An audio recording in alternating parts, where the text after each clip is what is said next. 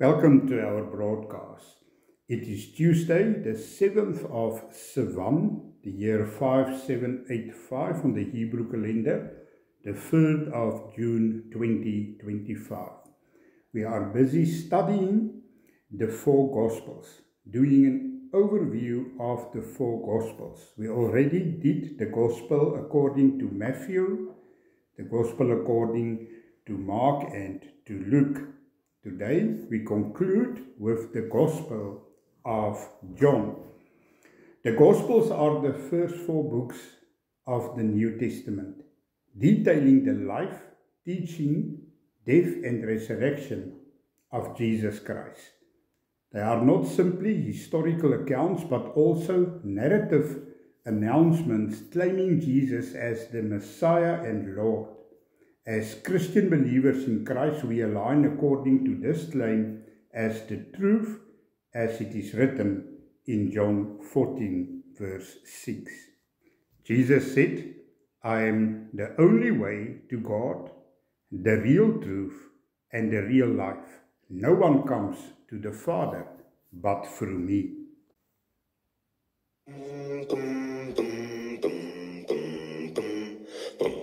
Up on the Isle of Patmos, a man was cast one day. As he was left alone to die, he began to pray. The Holy Ghost fell on him, the Spirit, he came down. Well, he began to write about the things he saw. The Revelator's name was John. Talking about John. John the Revelator, he saw Jerusalem coming down. Yes, it was John. John the Revelator, and when he looked around, he saw feet like brass, eyes like fire. Heard a great voice saying, "Come up higher." It was John. John the Revelator. He wrote about the city of God. While in the Spirit praying, John turned around to see if the voice he had heard was what it seemed to be. Just like the many waters, a great trumpet sound. Well, he said, "I am the first and last." The Revelator wrote it down. Talking about John. John the Revelator, he saw Jerusalem coming down. Yes, it was John. John the Revelator, and when he looked around, he saw feet like brass, eyes like fire. Heard a great voice saying, "Come up higher." It was John. John the Revelator. He wrote about the city of God. I said it was John. John the Revelator. He saw Jerusalem coming down. Yes, it was John. John the Revelator. And when he looked around, he saw feet like brass, eyes like fire. Heard a great voice saying, "Come up high." It was John. John the Revelator. He wrote about the city of God. I'm talking about John. John the Revelator. He saw Jerusalem coming down. Yes, it was John. John the Revelator. And when he looked around, he saw feet like brass, eyes like fire. Heard a great voice saying, "Come up higher." It was John. John the Revelator. He wrote about the city of God. A summary of the book of John. The author. John 21 verse 20 to 24 describes the author of the Gospel of John as the disciple whom Jesus loved. And for both historical and eternal reasons, this is understood to be John the Apostle, one of the sons of Zebedee, Luke 5:10. The date of writing. Discovery of certain papyrus fragments dated around AD 135 required the Gospel of John to have been written, copied, and circulated before then. And while some think it was written before Jerusalem was destroyed in AD 70, AD 85 to 90 is more accepted time for the writing of the Gospel of John. The purpose of writing. The author cites the purpose of the Gospel of John as follows: "But these are written that you may believe that Jesus is the Christ, the Son of God, and that believing you may have life in his name." John 20:31. Unlike the three synoptic Gospels, those of Matthew, Mark, and Luke, John's purpose is not to present a chronological narrative of the life of Christ, but to display his deity. John sought to strengthen the faith of second-generation believers and bring about faith in others, but he also sought to correct a false teaching that was spreading in the first century. John emphasized Jesus Christ as the Son of God and fully man, contrary to a false doctrine that taught the Christ Spirit came upon the human Jesus at his baptism and left him at the crucifixion. Key verses. First verse, John 1, verse 1 and 14. In the beginning, before all time, was the Word, Christ, and the Word was with God, and the Word was God himself. Verse 14, and the Word, Christ, became flesh and lived among us, and we saw his glory, glory as belongs to the one and only begotten Son of the Father, the Son who is truly unique, the only one of his kind, who is full of grace and truth, absolutely free of deception. John 1 verse 1, the phrase in the beginning. Genesis 1:1 starts with the moment of creation and moves forward to the creation of humanity. John 1:1 starts with creation and contemplates eternity past. The Word was with God. This suggests a face-to-face relationship.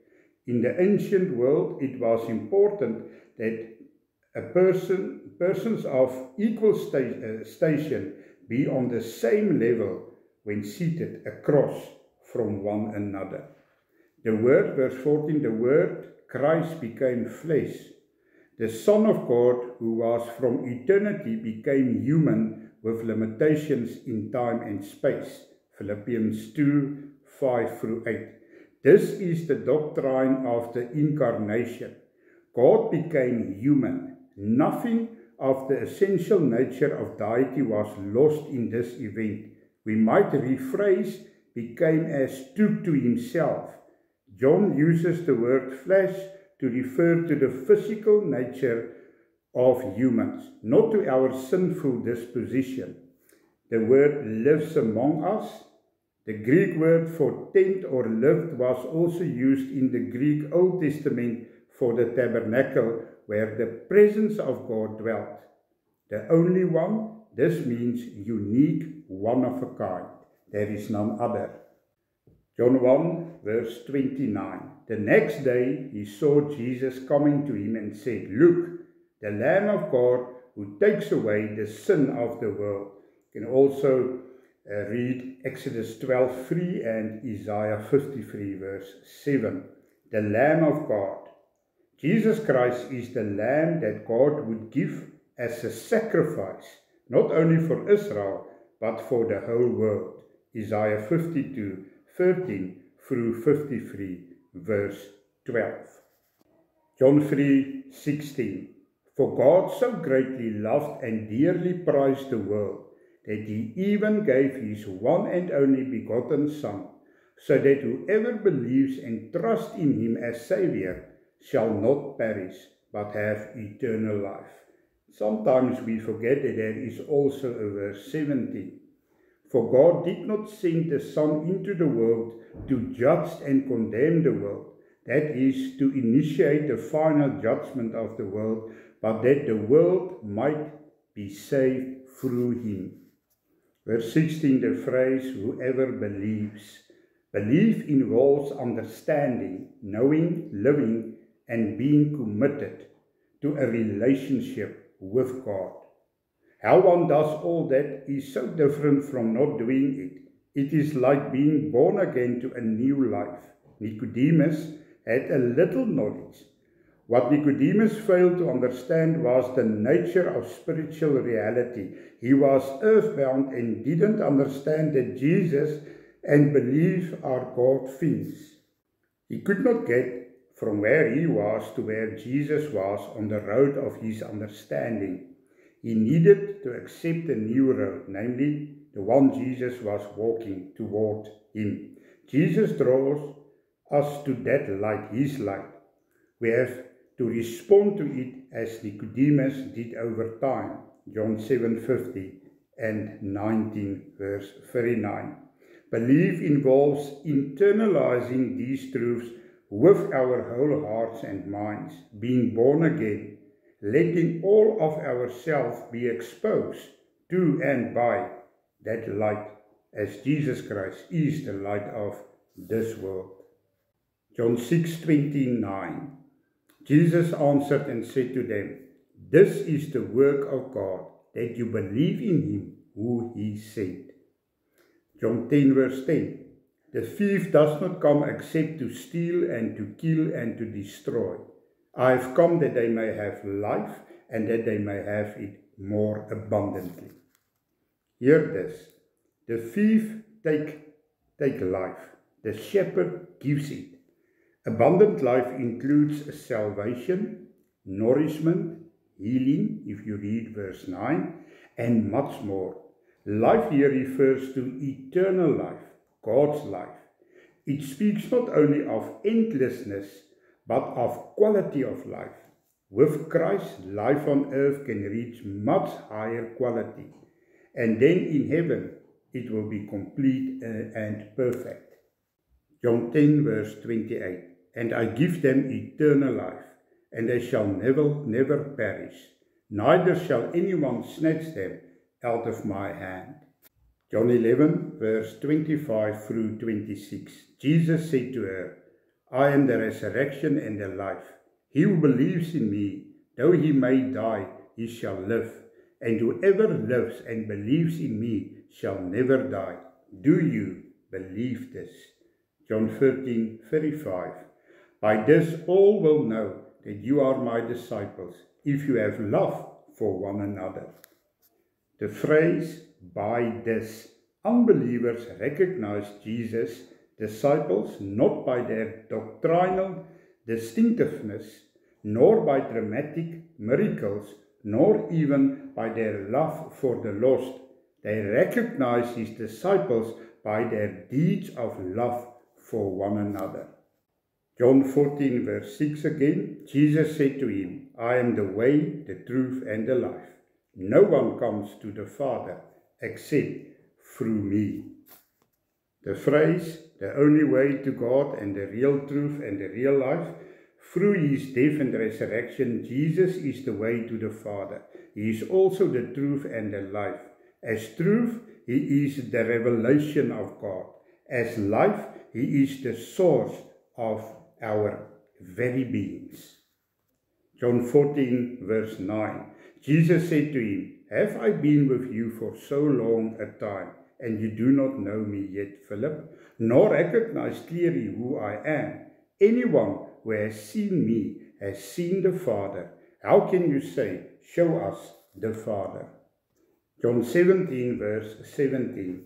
Sanctify them in the truth. Set them apart for your purposes. Make them holy. Your word is truth. Sanctify them. This means to set apart. There are two ways to understand this statement. Number one, as separate for holiness, or number two, as set apart for service. According to the first view, Jesus was praying not only that the disciples should be kept from evil, but that they should advance in holiness. And today it is exactly still the same. John 19 verse 30. When Jesus had received the sour wine, he said, It is finished. And he bowed his head and voluntarily gave up his spirit. It is finished. Having fulfilled every command of the Father and every prophecy of Scripture, Jesus voluntarily died. This was not a cry of exhaustion, but of completion. Jesus had done what he had agreed to do. John 20:29. Jesus said to him, Thomas, because you have seen me, you have believed. Blessed are those who have not seen and yet have believed. A brief summary according to the Gospel of John. The Gospel of John includes only 7 miracles. John calls them signs to demonstrate the deity of Christ and illustrate his ministry. Some of these miracles and stories, like the raising of Lazarus, are found only in John. His is the most theological of the 4 Gospels, and he often gives the reason behind events mentioned in the other Gospels.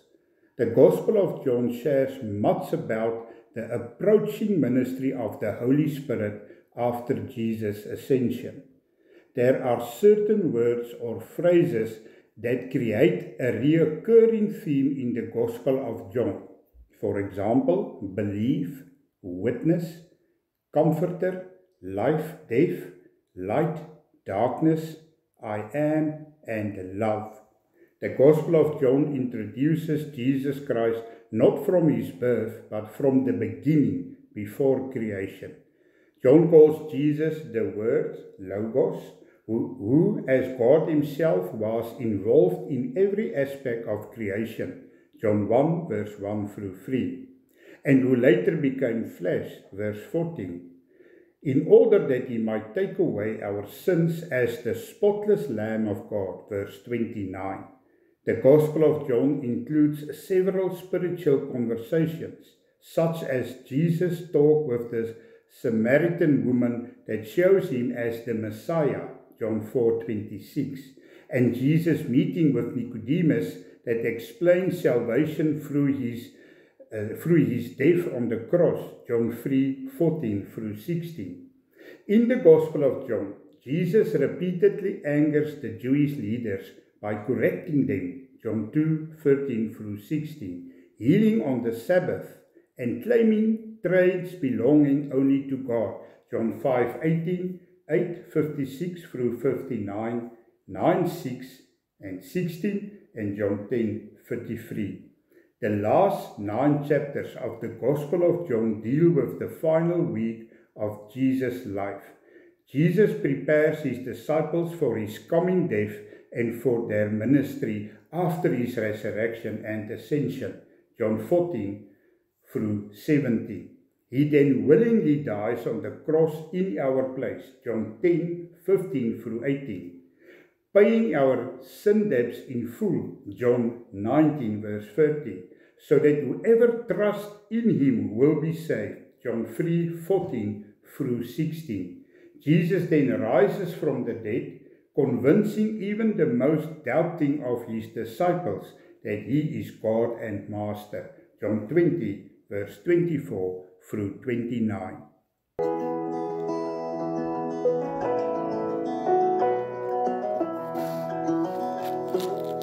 For God so loved the world that he gave his only Son, that whoever believes in him should not perish, but have eternal life.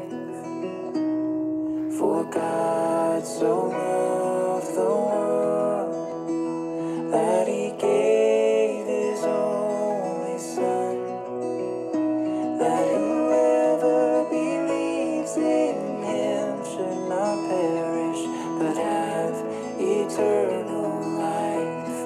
For God did not send his Son into the world to condemn the world, but in order that the world might be saved through him.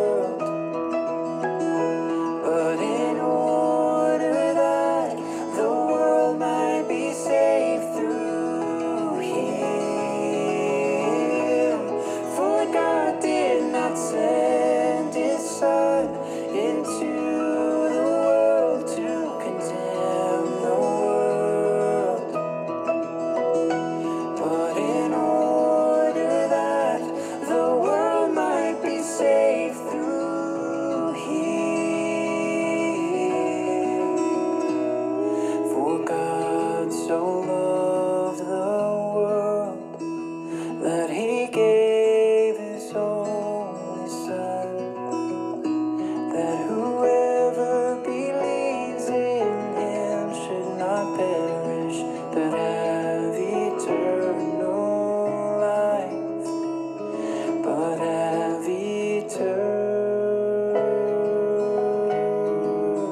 life.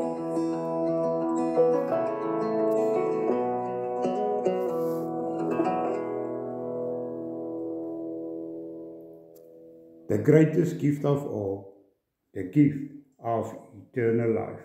For God so loved the world, he gave his only begotten Son, for me and you, to receive the gift of gifts, the gift of eternal life, to be with God for eternity. There is no greater gift. Glory to God. Hallelujah. Yes, amen. Connections. The Gospel of John's portrayal of Jesus as the God of the Old Testament is seen most emphatically in the 7 I am statements of Jesus. He is the bread of life, John 6:35, provided by God to feed the souls of his people, just as he provided manna from heaven to feed the Israelites in the wilderness, Exodus 16, verse 11 through 36. Jesus is the light of the world, John 8:12, the same light that God promised to his people in the Old Testament, Isaiah 30:26 and Isaiah 60, verse 19 through 22, and which will find its culmination in the New Jerusalem when Christ the Lamb will be its light, Revelation 21:23. Two of the I am statements refer to Jesus as both the Good Shepherd and the door of the sheep. Here are clear references to Jesus as the God of the Old Testament, the Shepherd of Israel, Psalm 23:1, 80 verse 1, Jeremiah 31:10, Ezekiel 34 verse 23, and as the only door into the sheepfold, he is the only way of salvation. The Jews believed in the resurrection and in fact used the doctrine to try to trick Jesus into making statements they could use against him. But his statement at the tomb of Lazarus, I am the resurrection and the life, John 11:25, must have astounded them. He was claiming to be the cause of resurrection, the power of life and death. None other than God himself could claim such a thing. Similarly, Jesus claimed to be the way, the truth and the life, John 14:6. Again, this linked Jesus to the Old Testament. His is the way of holiness, prophesied in Isaiah 35:8. He established the city of truth of Zechariah 8:3, when he was in Jerusalem and preached the truth of the gospel. As the life, Jesus affirms his deity, the creator of life. God incarnate, John 1 through 3, Genesis 2:7. Finally, as the true vine, John 15:1 and 5, Jesus identifies himself with the nation of Israel, who are called the vineyard of the Lord in many Old Testament passages. As the true vine of the vineyard of Israel, he portrays himself as the Lord of the true Israel, all those who would come to him in faith, Romans 9:6. Practical application. The Gospel of John continues to fulfill its purpose of evangelizing the lost and is often used in evangelistic Bible studies. In the recorded encounters between Jesus and Nicodemus and the woman at the well, chapters 3 and 4, we learn much from Jesus' model of personal evangelism.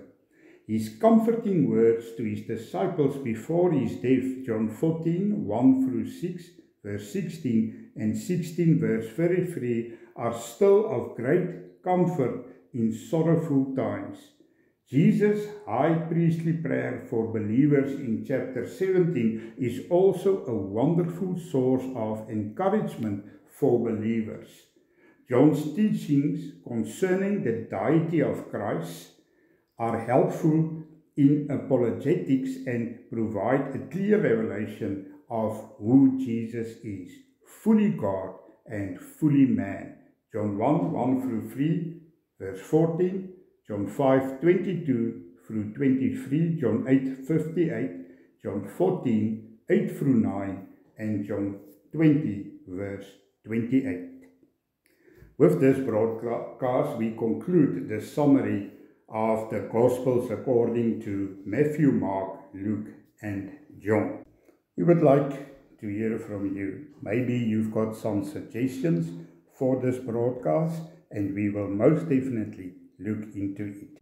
Write to us or email us at info.ministry.reconciliationsa@gmail.com.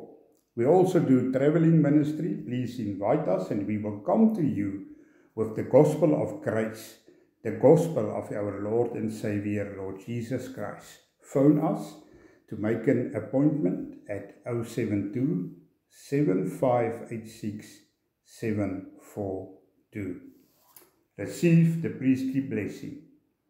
The Lord bless you and keep you. The Lord protect you, sustain you, and guard you. The Lord make his face shine upon you with favor and be gracious to you, surrounding you with loving kindness. The Lord lift up his countenance, his face upon you with divine favor. In the name of our Lord and Savior, Lord Jesus Christ. Yes, amen. I repeat our email address, info.ministry.reconciliationsa@gmail.com, as well as our cell phone number 072 7586 742. Till next time, remember, Jesus loves you all. Yes, amen. For God so loved the world that he gave his one and only Son. Whoever believes in him will not perish but have eternal life. Let's sing! For God so loved the